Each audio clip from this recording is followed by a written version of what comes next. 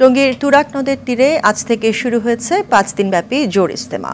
জোর ইজতেমার প্রথম পর্বে অংশগ্রহণ করছেন মাওলানা জুবায়েরপন্থীরা। এর আগে জোর ইজতেমায় অংশ নিতে বৃহস্পতিবার বিকেল থেকে টঙ্গীর ইজতেমা ময়দানে দেশের বিভিন্ন প্রান্ত থেকে আসতে শুরু করেন হক্কানে ওলামায়ে কেরামগণ।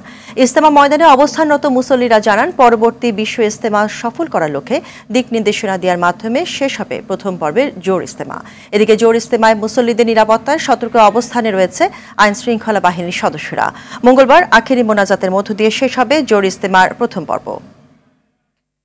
নগদের সর্বোচ্চ বার ১৬৭ টাকা রিচার্জে পাবেন ১ লাখ টাকা পুরস্কার। আরও আছে প্রতি সপ্তাহে পুরস্কার ও ক্যাশব্যাক।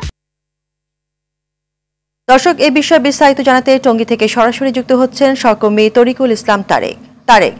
জোর ইজতেমার প্রথম পর্ব আজ থেকে শুরু হয়েছে, তো এই বিষয়ে বিস্তারিত জানাবেন আমাদের।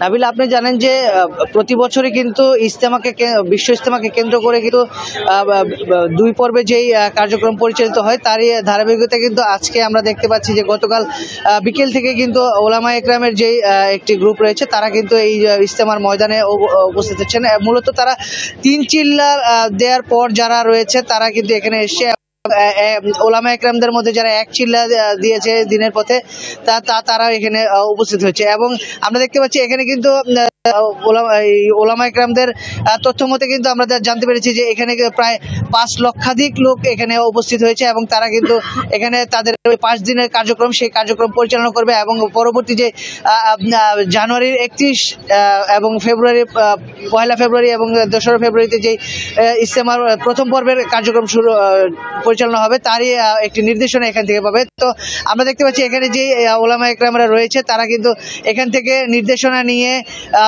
একটি দল তাদের নিজ গন্তব্যে বাসায় চলে যাবে এবং আরেকটি দল কিন্তু তারা আবার তাদের যে চিল্লার যেই কার্যক্রম সেগুলো পরিচালনার জন্য এখান থেকে চলে যাবে। এবং পরবর্তী যে ইজতেমা সেই ইজতেমার পরিচালনার জন্য যে সকল নির্দেশনা রয়েছে এবং সেটি যেন সুষ্ঠুভাবে পরিচালিত হয় সেই জন্য কিন্তু তারা এখান থেকে নির্দেশনা দেবে এবং তাদের পরবর্তী যেই সকল দিনই কার্যক্রমগুলো রয়েছে তারা এখান থেকে সেই নির্দেশনা নিয়ে তাদের কার্যক্রম পরিচালনা করবে। তো এই ছিল আমার কাছে সর্বশেষ তথ্য। নাবিলা।